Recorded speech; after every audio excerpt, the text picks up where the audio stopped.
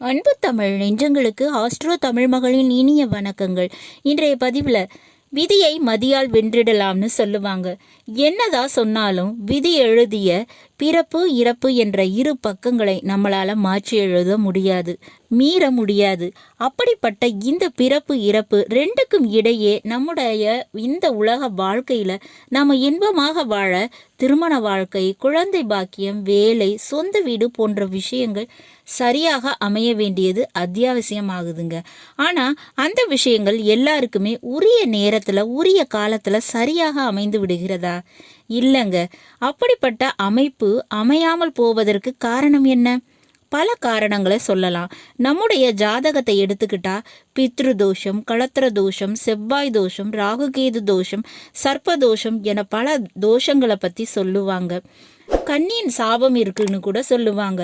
அதுக்கு அந்த விஷயத்தை சரி செய்ய நாமும் போகாத கோயிலும் இருக்காது, வேண்டாத சாமியும் இருக்காது. ஆனாலும் எதிலும் நிவர்த்தின்ற விஷயம் கிடைக்காம போயிருக்கலாம். அப்படிப்பட்ட பாவத்தையும் சாபத்தையும் தோஷத்தையும் நீக்குவது ஒரே ஒரு கிரகம், ஒரே ஒரு வழிபாடு. அப்படிப்பட்ட விஷயம் உங்க ராசிப்படி இருக்குங்க. அதை பத்தி தான் இன்றைய பதிவுல சொல்ல போறோம். அதுவும் இன்றைய பதிவுல விருச்சக ராசியில பிறந்தவங்களுக்கு பார்க்க போறோம். விருச்சக ராசியில பிறந்த உங்களுக்கு சாபத்தையும் பாவத்தையும் தோஷத்தையும் நீக்கும் ஒரே வழிபாடு என்ன அப்படின்றத பதிவினில் முழுமையாக பார்த்தாலே தெரிஞ்சிருக்கிடலாம். பதிவினை முழுமையாக பாருங்க. பதிவு பிடிச்சிருந்தால் லைக் பண்ணி கமெண்ட் பண்ணி மற்ற நண்பர்கள் உறவினர்கள் பயன்பெற அவங்களுக்கும் ஷேர் பண்ண மறந்துடாதீங்க. இதுவரை நம்முடைய ஆஸ்ட்ரோ தமிழ் மகள் சேனலை சப்ஸ்கிரைப் பண்ணாத நண்பர்கள் சப்ஸ்கிரைப் பண்ணி கூடவே தெரிகிற பெல் ஐகானை கிளிக் பண்ணி ஆல் ஆப்ஷன்ஸும் செலக்ட் பண்ணி வச்சுக்கோங்க. விருச்சக ராசியில பிறந்த நண்பர்களே, உங்க ராசி அதிபதி யாருன்னு பார்த்தா செவ்வாய் பகவானுங்க.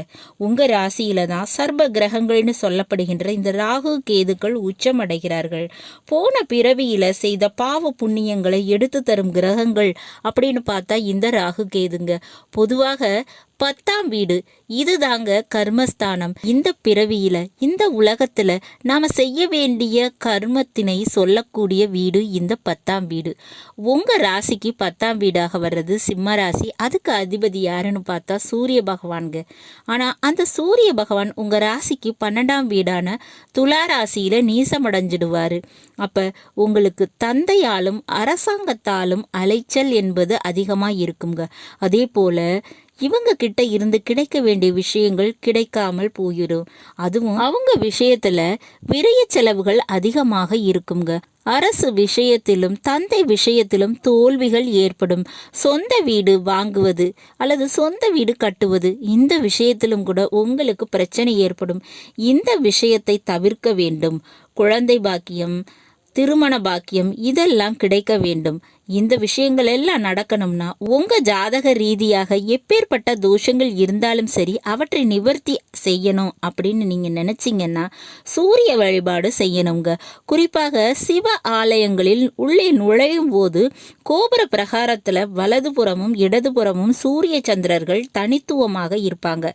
நான் இங்க குறிப்பிடுவது நவகிரகங்களில் இருக்கக்கூடிய சூரியன் அல்ல. எல்லா சிவ ஆலயங்களிலும் இந்த சூரிய சந்திரன் அப்படின்ற இந்த இரு கோள்கள் மட்டும் தனித்துவமாக தனித்தனி சன்னதிகளில் இருப்பார்கள். அதுவும் சிவபெருமானை பார்த்தபடி இருப்பாங்க. அப்படி இருக்கக்கூடிய சூரியனை ஞாயிற்றுக்கிழமை அன்று அதிகாலை 6 to 7 இது சூரிய ஓரைன்னு சொல்லுவோங்க. இந்த நேரத்துல செந்தாமரை மலர் சாற்றி வணங்க வேண்டும். கும்பகோணத்துக்கு அருகில இருக்கக்கூடிய சூரியனார் கோயிலுக்கு சென்று சூரியனாரை வணங்கினாலும் ரொம்ப நல்லதுங்க. இந்த விஷயத்தையும் ஞாயிற்றுக்கிழமை அன்று செய்யணும்.